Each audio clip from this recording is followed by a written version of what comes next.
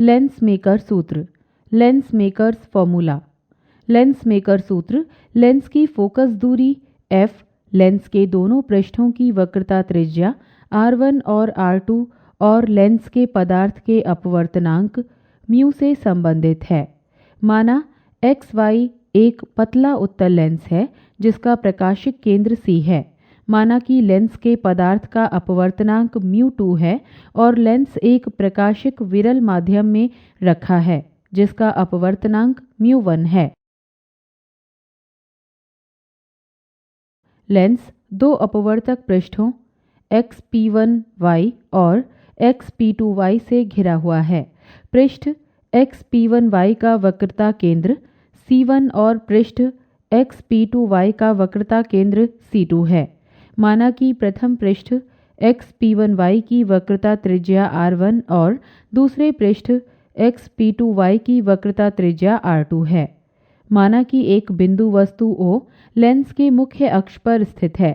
मुख्य अक्ष के अनुदिश बिंदु O से आने वाली प्रकाश की एक किरण लेंस के प्रथम पृष्ठ XP1Y के अभिलंबवत आपतित होती है तथा अपवर्तन के पश्चात बिना विचलित हुए सीधे निकल जाती है।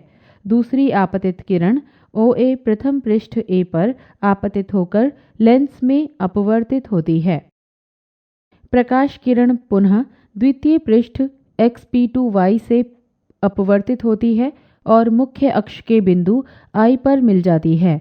अतः लेंस के दोनों पृष्ठों से अपवर्तन के पश्चात बिंदु O का अंतिम प्रतिबिंब I पर प्राप्त होता है। वस्तु का प्रथम पृष्ठ XP1Y द्वारा बना प्रतिबिंब द्वितीय पृष्ठ XP2Y के लिए वस्तु का कार्य करता है। लेंस मेकर का सूत्र XP1Y पृष्ठ द्वारा अपवर्तन। Lens makers formula refraction at the surface XP1Y। O से चलने वाली प्रकाश किरण मुख्य अक्ष से होती हुई बिना विचलन के सीधे निकल जाती है।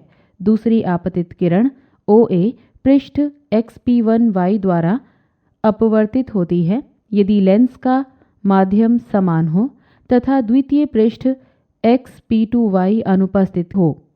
तब अपवर्तित किरण AB सीधे ही प्रथम अपवर्तित किरण I1 पर मिल जाती है। यदि लेंस पतला है V1 is equal to CI1 is approximately equal to P1I1, R1 is equal to CC1 is approximately equal to P1C1, U is equal to CO is approximately equal to P1O। तब प्रतिबिंब की स्थिति V1 से प्रदर्शित है। μ1 upon minus U plus μ2 upon V1 is equal to μ2 minus μ1 upon R1। समीकरण 1। मध्यस्थ प्रतिबिंब I1 द्वितीय पृष्ठ XP2Y के लिए वस्तु का कार्य करता है। किरण AB द्वितीय पृष्ठ XP2Y से अपवर्तित होकर बिंदु I पर मिल जाती है। अतः I वस्तु O का अंतिम प्रतिबिंब है। चूंकि लेंस बहुत पतला है इसलिए P2 C के बहुत पास होगा। अतः U is equal to CI1 is approximately equal to P2I1 is equal to V1, CI is approximately equal to P2I is equal to V एवं CC2 is approximately equal to P2C2 is equal to R2। अतः अंतिम प्रतिबिंब की स्थिति V निम्न समीकरण द्वारा दर्शाई जा सकती है। Minus μ2 upon V1 plus μ1 upon V is equal to μ1 minus μ2 upon R2 या minus μ2 upon V1 plus μ1 upon V is equal to μ2 minus μ1 upon minus R2। समीकरण 2। समीकरण 1 और समीकरण 2 को जोड़ने पर μ1 upon minus U plus μ1 upon V is equal to μ2 minus μ1 1 upon R1 minus 1 upon R2 या μ1 1 upon V minus 1 upon U is equal to μ2 minus μ1 1 upon R1 minus 1 upon R2।